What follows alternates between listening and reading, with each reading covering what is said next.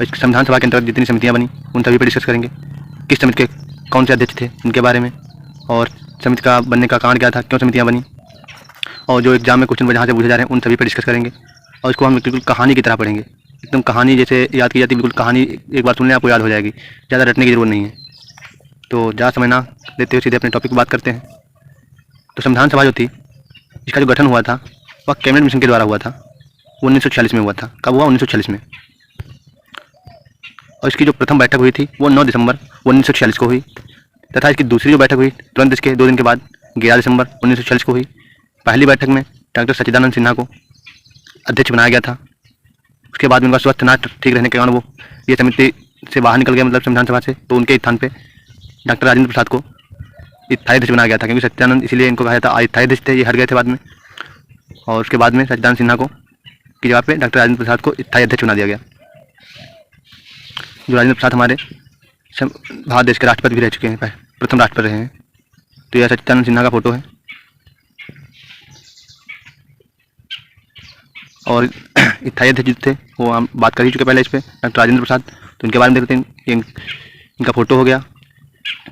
और संविधान सभा में जो तीसरी बैठक हुई थी, महत्वपूर्ण बैठक, जिसे उद्देश्य प्रस्ताव के नाम से भी जाना जाता है, यह 13 दिसंबर 1946 को हुई थी।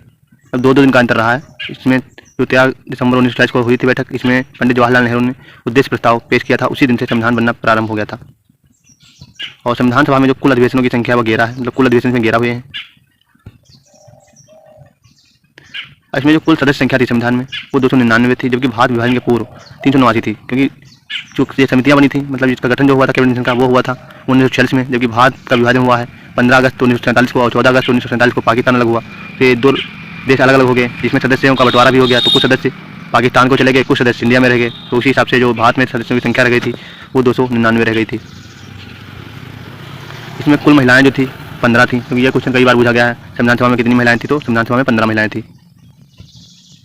संविधान सभा जो थी उसमें संविधान बन के तैयार हुआ था। उसके बाद में संविधान अंगीकार जो किया गया वो 26 नवंबर 1949 को इसे स्वीकार कर लिया गया संविधान सभा द्वारा।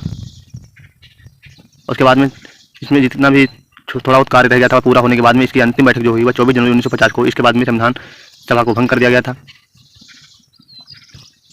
इसके अंतर्गत कई समितियां बनी थी, उन पे देख लेते हैं। यहाँ से क्वेश्चन बार बार पूछे जाते हैं, उन पे हम डिस्कस करेंगे। प्रारूप समिति जो बनी, इसके अध्यक्ष जो थे डॉक्टर बी आर अम्बेडकर थे, और इसका जो गठन हुआ था वह 29 अगस्त 1947 को हुआ था प्रारूप समिति का गठन। इसके टोटल 7 सदस्य थे अम्बेडकर समेत। तो 6 जो अन्य थे उनके बारे में देख लेते हैं। तो गोपाला स्वामी अय्यर थे, और आह्लाद Krishna Swami Ayyar, K M Munshi, Mohammad Saadullah, B L Mitra एवं डी पी खेतान थे। और इसमें से 2 सदस्य जो थे संविधान सभा को छोड़कर चले गए, इस समिति को छोड़ के चले गए। तो उनके स्थान पे 2 सदस्य और आए गए थे। तो बी एल मित्र का जो स्थान ले लिया था वो एन माधव राव ने लिया, और डी पी खेतान का टी टी कृष्णाचार्य ने ले लिया। तो ये अम्बेडकर जी का फोटो है, जिन्हें संविधान का रचयिता भी कहा जाता है, संविधान का पितामह। उसके बाद में संघ शक्ति समिति एवं संघीय समिति संविधान समिति बनी, जिसके अध्यक्ष पंडित जवाहरलाल नेहरू रहे हैं। पंडित जवाहरलाल जी का फोटो है।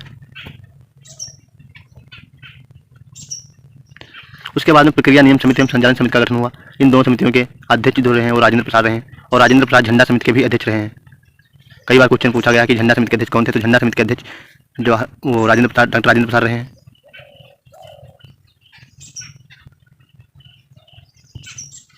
डॉक्टर राजेंद्र प्रसाद का फोटो देख सकते हैं आप। प्रांतीय संविधान समिति एवं मूल अधिकार समिति एवं अल्पसंख्यक और जनजातीय समिति के जो अध्यक्ष रहे हैं वो ज्योतिबा फूले जी रहे हैं। ज्योतिबा फूले जी का फोटो आप देख सकते हैं।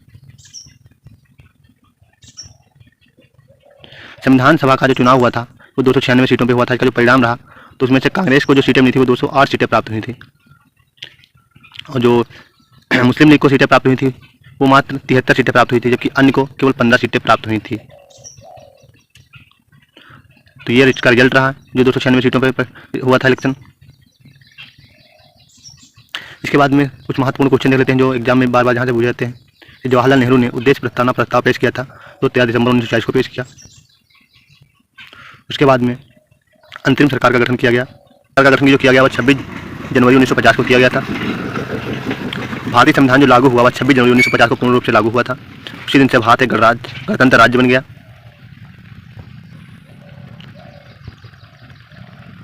तो इस वीडियो में इतना ही। अगर पढ़ाया हुआ अच्छा लगा हो, जानकारी अच्छी रही हो, तो वीडियो को लाइक करें,